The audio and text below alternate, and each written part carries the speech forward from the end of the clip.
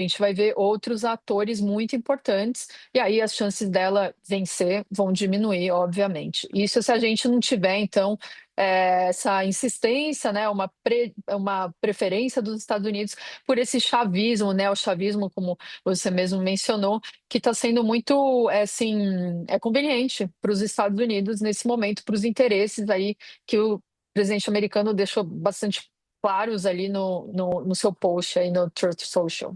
A gente vai acompanhando o crescimento dessas lideranças, entendendo quanto vão tendo espaço ou não nessa configuração nova, né, professora? Eu queria aproveitar o tempinho final da nossa conversa para falar também sobre o Irã. A gente sabe que hoje o Conselho de Segurança das Nações Unidas deve se reunir para discutir a situação tensa que está acontecendo no país, fazendo aqui um apanhado geral de algumas notícias que temos em destaques sobre isso. Hoje, a gente teve o Irã reabrindo espaço aéreo depois de um fechamento de quase 5 horas em meio às ameaças dos Estados Unidos. Os Estados Unidos mobilizando um porta-avião e outras embarcações que estavam ancorados no Mar do Sul da China para o Oriente Médio. E a Justiça do Irã também rebatendo alegações em torno do manifestante que seria executado. Estamos falando sobre a situação da violência contra a população por lá. O próprio Trump usando esse discurso nas ameaças. Mais uma vez aqui também a gente sabendo que tem questões de interesses para além da segurança da população em si por trás do incitamento desses protestos. Professora, queria te ouvir, entrando, é claro, também por essa questão da ONU, o que a gente pode esperar da discussão hoje. Já falamos amplamente em quase tudo que o Trump tem trazido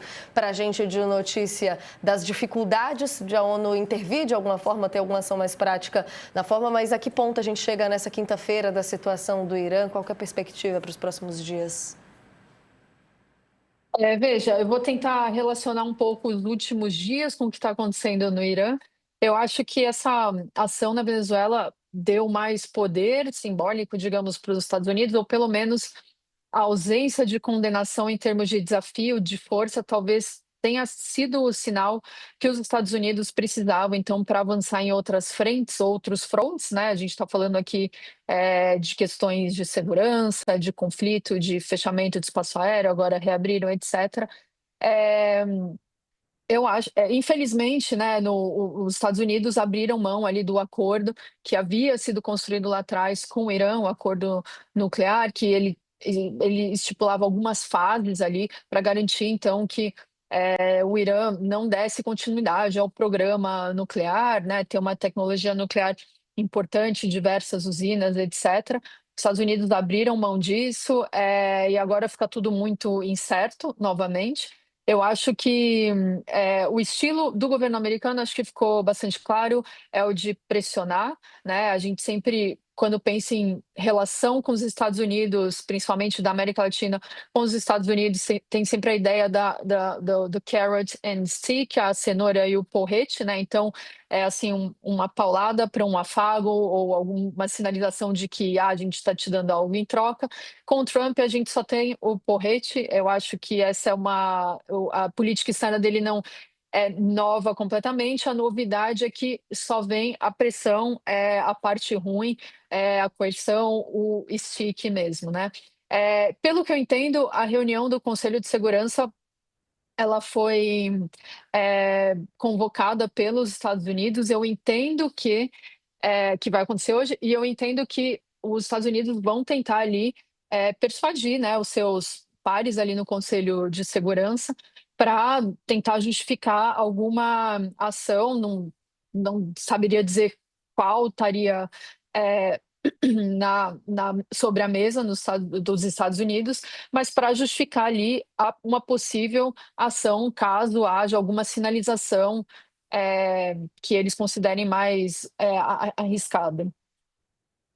Você tem pergunta, Saca? Senão eu vou fazer uma Pode fazer, rapidinha pode para fazer. fechar. Não só nesse contexto, professora, quando a gente está falando de persuasão, até de uma tentativa de um poder mais soft de Trump no Irã, lembro da porta-voz do Trump falando recentemente que o que está sendo discutido publicamente, levado de declaração pública do governo do Irã, é diferente do que está sendo dito ali dentro de possíveis negociações com o país. Quando a gente vê Trump dizendo que a matança parou no país, país, ou no caso também do manifestante que agora, depois da ameaça dos Estados Unidos, vimos também o governo dizendo que ele não foi sentenciado à execução, que ele não vai ser executado. Na sua opinião, a gente está tendo sim algum tipo de persuasão, negociação por trás do que a gente está tendo do discurso público e das ameaças que estão chocando tanto o mundo?